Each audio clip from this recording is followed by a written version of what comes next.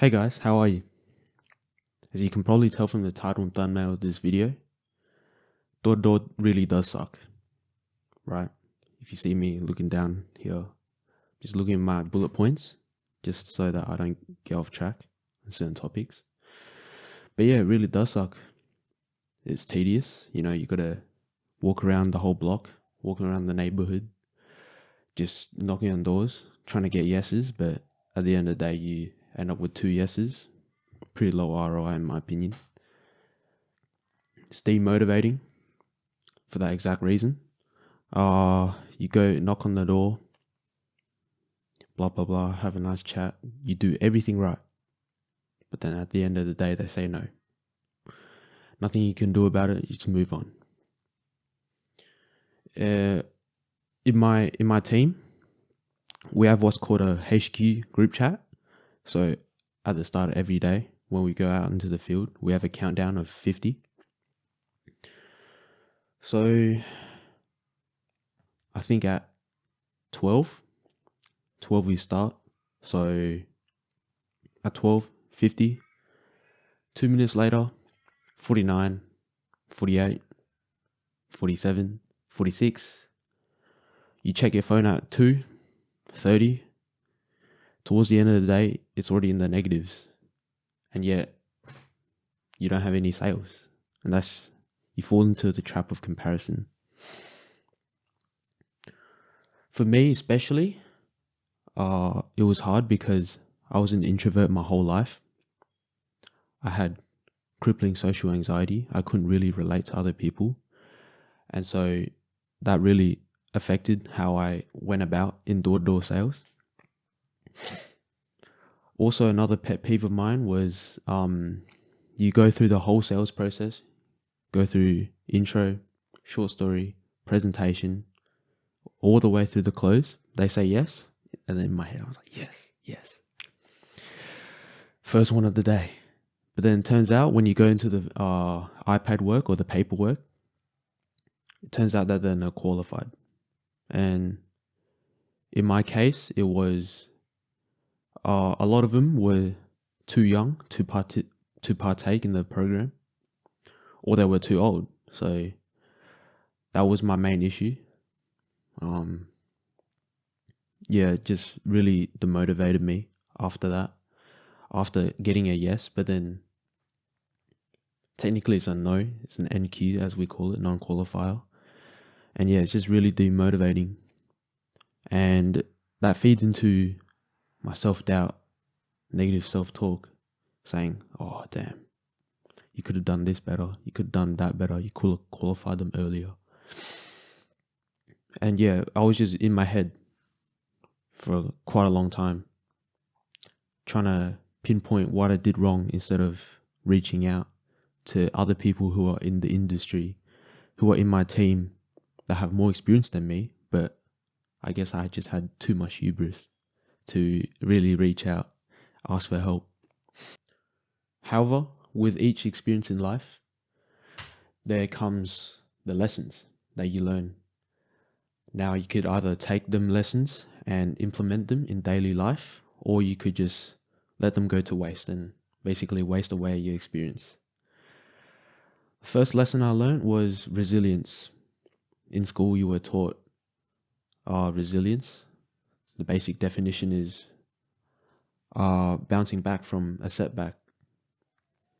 In school, they didn't really teach us how to bounce back. They didn't really go that deep into the topic, if I remember correctly. They only taught us the very basics, so like just talking to trusted family members, all that basic stuff. But then it goes deeper, right? Everything in life goes deeper. There's a surface level, which was what I was taught in school, the surface level. And sorry, in my experience in door-to-door, like it just goes 10 levels deeper. Like, not only do you talk to people about your struggles, it's how you bounce back. What degree, like it's like super compensation, right? Like you bounce back either at that same level or you go even further and beyond. And if you go further and beyond, I believe that's where real growth happens. Like you take that lesson, take it onto the chin, and like you grow with it. You have more experience, you learn from that experience, and then you implement it. And I think that's what true resilience is. I learned that through door to door, because in my first week, I got literally 2 sales. It wasn't a good look, but hey ho, you live with life. After that first week, I really took the weekend to actually rest. I was supposed to go to work on Sunday for my bakery job, just labor job 9 to 5. But then I couldn't really go to it because I felt really burnt out, emotionally burnt out from door-to-door sales, from that harsh experience. Yeah, and that emotional burnout manifested itself into physical form, which is me feeling sick. I just slept through the whole day, basically. I had a shitty mood all day. It was just not a good look. And so that was because I wasn't resilient and didn't bounce back after every setback. And yeah, that's it for resilience. Next one is my social anxiety. Now, I've always been a shy kid from young. I never really wanted to interact with anyone. Well, not in that way, but anyone who was deemed a stranger. Because from a young age, I was taught stranger danger, right? As every parent should teach their kids. But then I really had this paranoia of meeting new people. Even if my train of thought was 100% illogical, like how could they harm me in any way? I still thought in my head, right, that they could harm me this way, this way, this way. And so that led me to being more in my head most of the times. And so that I couldn't really interact with other people if I'm in my head. Like half of communication is just listening and observing, right? So if I was in my head, I was listening to my thoughts, I wasn't listening to the other person, if that makes sense. So yeah, that really exposed a weak point in my social life, really, and in life in general. Like I kept overthinking, and it never really benefited me.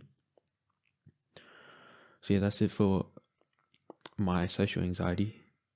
The next one was developing a mouthpiece. This extends them to the point of how I'm gonna fix my social anxiety, which was developing a mouthpiece. Knowing what to say at the right time, how to articulate it. Developing my earpiece as well. My tonality, oration, body language. So in door-to-door sales, right? I worked in the charity niche, so trying to sell charities. So body language is really important because from what I've heard on the street, right, from talking to people, there have been a lot of scams as of late with door-to-door sales. Like people are less inclined to give out their money and card details because there have been so many scams with door-to-door people just walking around getting details, and obviously that makes sense, right? That's not totally illogical, so I totally understand that. But you have to come across as really assertive, confident, and almost be a part of the charity, as my coach would call it. Right? So, number one in developing a mouthpiece is developing an earpiece. Now, what is that? That's your ability to use your five senses to really observe your surroundings. So, like, for example, I go knocking on the door. I noticed their cute garden. I was like, right, hey, hello, how are you? Blah, blah, blah, build rapport. And then you say, oh, notice you have a cool garden. Some shit like that. It's been some shit. Also another one, right? Observing that they have a bookshelf behind them. You say, oh, what kind of books do you read?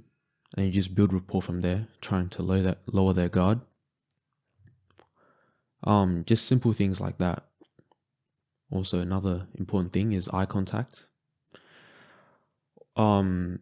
Excessive eye contact, what I've learned from door-to-door sales, can be really confronting.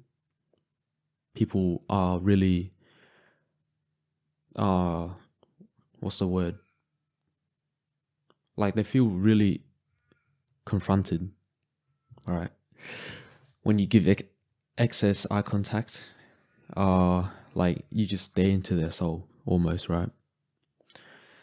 So learning how to maneuver around that, giving eye contact when it's appropriate, like hammering in a statistic, trying to emotionally connect with them, trying to be like hammering in intimate points that will try to impulse them to buy the product or participate in the program. In my case, that was really important.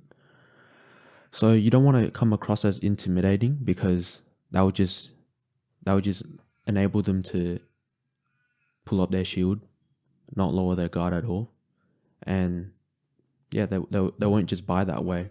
And that comes with everything in life. If you're talking to a romantic partner, right, you don't want to stare at them in the eye. That's just creepy, right? There's no facial affect in that. And so, yeah, don't stare at people in the eye. But at the same time, learn to stare at people in the eye, because most people don't have the ability to do that. So that's my take. Also, assertiveness is also a really big point. Assertiveness and confidence, right? You wanna be a part of the charity. You wanna be the know-it-all guy. Sorry, I thought it's acting up. But yeah, you wanna be the know-it-all guy, so that the person that you're talking to really has confidence in what you say. Now, assertiveness could be tonality, body language, and your oration. So with body language, it's kind of a tough one. I had to learn this rather quickly, because on the second day, my coach said, yeah, your body language is too direct. Now, I was like, what do you mean? He's like, you're standing at the door with shoulders squared to the person with your hands on your hips, right? I was like, yeah, it does look kind of odd. And so he's like, yeah, so you want to angle your body away from the person, so that they don't feel confronted, they don't feel intimidated, and they will, again, put their shields up. It's like the same thing as eye contact, right? If you're too direct and you're staring into their soul, right, then they're just not going to buy. So I had to learn that. And not only in sales, you also have to do that in day-to-day life. Like, you don't want to direct your chest towards the person, because that way they'll increase their guard. You don't seem trustworthy at all. And yeah, you just seem like a douchebag. And with tonality, right, the biggest key I learned was inflection points. So you know how in questions, you have a high inflection point at the end of each question. So I'll give you an example. Can I go to the toilet? You see that high inflection point? Hey man, how are you? High inflection point again. I'll give one more. Hey, hey, how much does this cost? Right? Goes up. And with your tonality, whenever you're trying to hammer in like an intimate point where you're trying to get them to emotionally buy, you really want to like have the opposite, like downwards. So I'll give you a little bit of my speech. I won't give the whole thing away. How's it go? Yeah, miss, I don't know if you know this, but here in X, so location, here in X, we only have X amount of blah, blah, blah in the whole state, right? I know that wasn't really good because I wasn't trying to reveal what I was selling for because I have no affiliation with them now. But yeah, so in the whole state, you see how it goes down? And I look at them in the eye, trying to hammer in that point so that one, they think that it's urgent. Two, you're trying to emotionally connect with them to impulse them to partake in the program. And yeah, that just gives them, that puts authority on your side. And yeah, I think that's the key points I learned from Mouthpiece. Next one being more present within the moment, right? So with crippling anxiety, you're just in your head the whole time. You're just in your head having this negative narration just blabbering on, right? Yeah. Oh, you're not good enough. You suck. You shouldn't be doing this. Why are you doing this? Right? And for the first week, again, that was my most transformative week. In that first week, if I got a no, I'd just be in my own head, just chatting shit. Like, oh, you're not good enough. This is easy. Why are you sucking at this? Why this? Why that? You're a piece of shit. All that. And so the moment I learned to be more present in the moment with the person I'm talking to, instead of listening to my own narration, I started getting more sales and more yeses, right? I knew my pitch was all good, right? In the role play, it's all very controlled. If there was more variation in role play, then I think I would have succeeded more. But yeah, I practiced everything in a more controlled state. Like in different areas, in different doors, you're going to meet different personalities. And so trying to be more present with those different personalities, you can try to spin some shit and just say some clever shit to lower their guard. But yeah, that first week was treacherous, as I as I keep reiterating, because I was just in my own head, not using my five senses. And so that came out a little bit inauthentic to the person I was pitching to. And I just came across as salesy, and ultimately they didn't buy.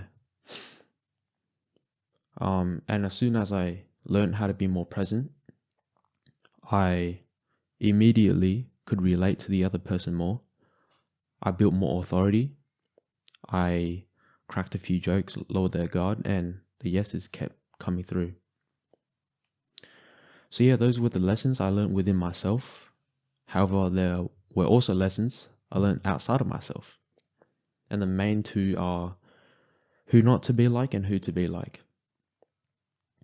As you can probably imagine, if you're going suburb to suburb, area to area, high demographic, low demographic, mid demographic, then you're going to come across some really interesting people.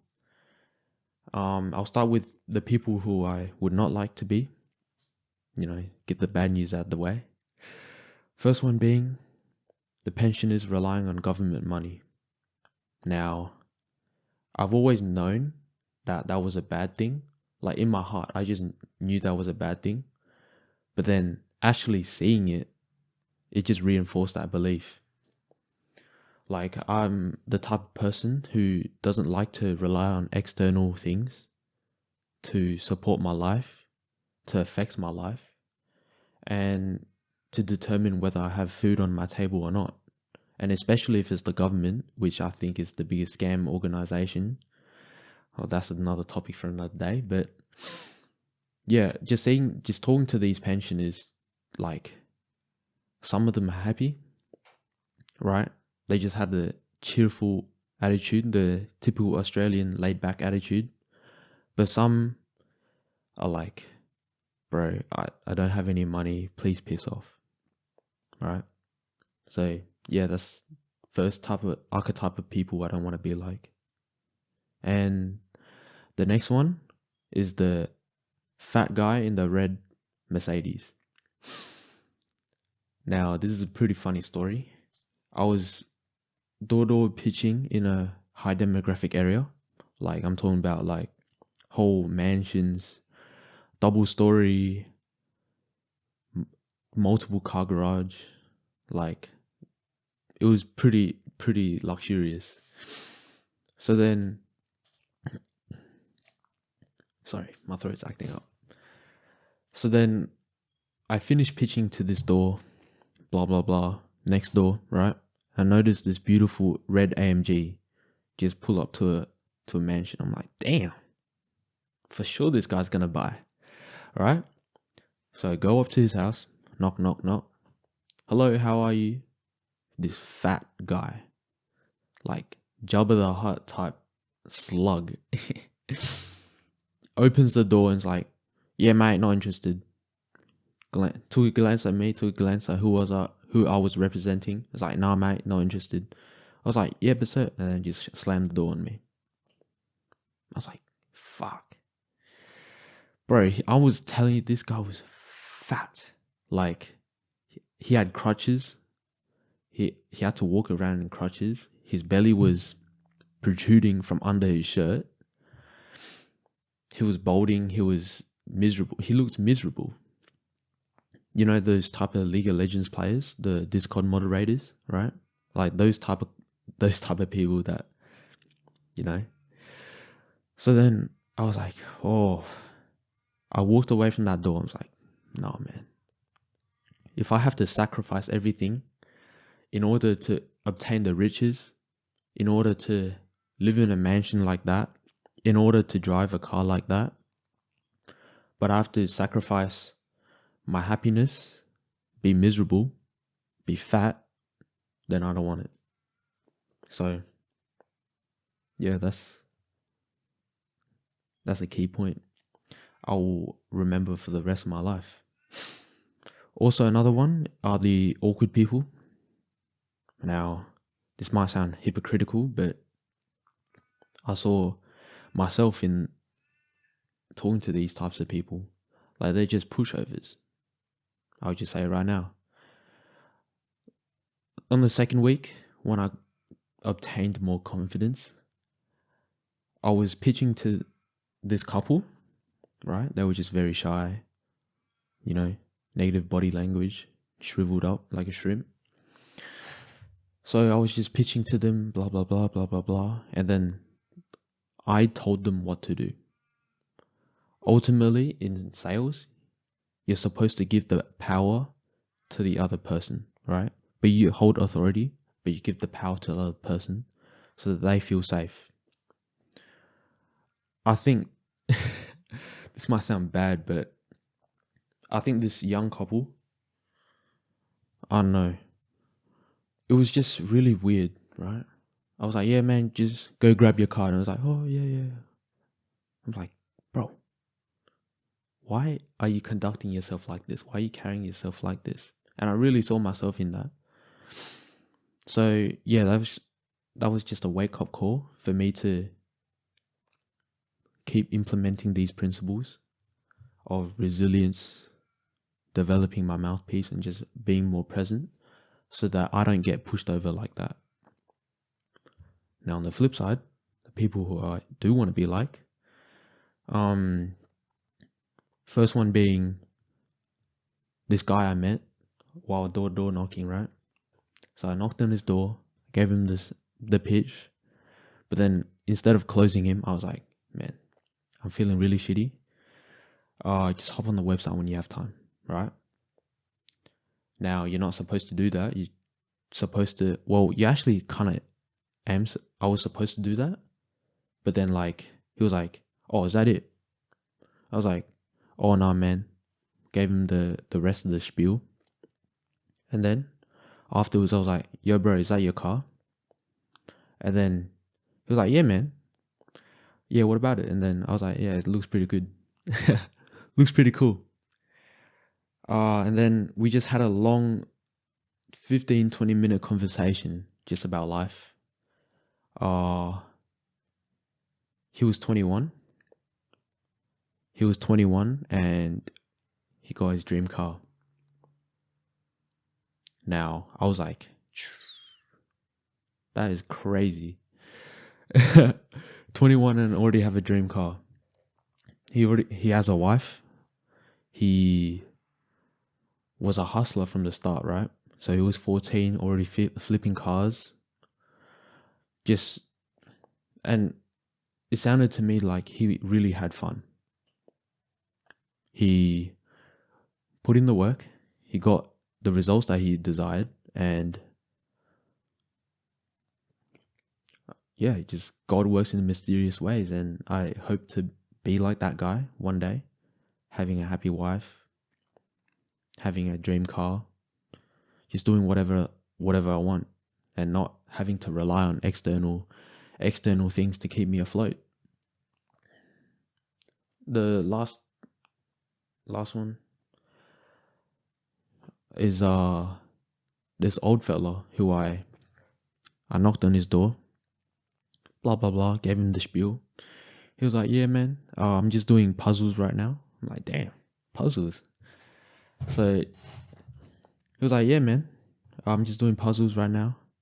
And then I don't know how it spun off from there. To be honest, can't remember, can't tell you exactly. But yeah, it just gave me a spiel about his whole life. So the first guy, he was 21 years old. But then this old fella, he was 80 years old. So if I wanted to close him, I couldn't because he was another NQ, just too old for our program to partake. And so, but yeah, he just gave his whole life spiel, if you can call it that. Now, to me, it really sounded mundane, sounded boring. But like to him, that was his everything because it was his everything. 80 years of his lived experience was just that. And he was proud of what he's achieved, how he's impacted the world. And yeah, he's just happy in retirement right now, just doing puzzles on the TV. And that just reminded me, like, why am I on this path? Why am I doing all this? Is it for social validation or is it for myself? And I know it sounds really cliche, like you've heard it from every influencer you've ever come across, but really just live your life how you want it and make the impact that you want to the world. To conclude this long video, door really did suck. It was tedious, demotivating. Can't speak now. And it introduced me to a pain that I've never felt before. It made me more self-conscious, made me more aware. Prior to door, I really did have social anxiety, where I couldn't even approach anyone new. I always had to let people alley relationships for me, if that's the right metaphor. And with the harsh experience and the reality check that door gave me, I've also learned some crucial lessons. Like, I'm always trying to implement those lessons in daily life to not only improve my social presence and social skills, but to also, like, with the whole social thing, like, that's just everything in life, in my opinion. Like, your ability to build relationships, cultivate relationships, retain relationships. That's really important, and communication is obviously a big factor in all of that. I truly think that after door to door, I've become way more articulate and way more compendious and intentional with my words. Before, I was just studying. Can't speak now. I'm contradicting myself, but anyways, before I was just stuttering after every sentence. Again, it's just that self-narration in my head that I'm not built out for this. Just thinking to myself, like, you're a piece of shit, you're a piece of shit, you're a piece of shit. But I think I've quieted down that voice in my head. Again, to keep it relatively short, I know it's a long video, but to keep it nice and short, I hope you got something out of this video. I hope it motivates you to go out there, knocking on doors. If you do have social anxiety, right? I'm living proof. I had social anxiety, but at the same time, I went out there, exposed myself. I was an action taker at the end of the day.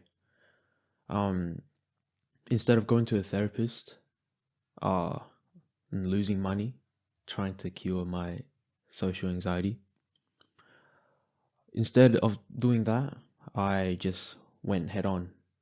Go knock on doors. I told myself that. I was like, go knock on doors. Earn money in the process. Make it fun for yourself. And yeah, I think my social anxiety has been cured. Hopefully it doesn't come back in the future. But yeah, again, I hope you extracted maximum amounts of value from this video. My socials are linked in the description box below. Check them out if you want. And that's it from me for this week.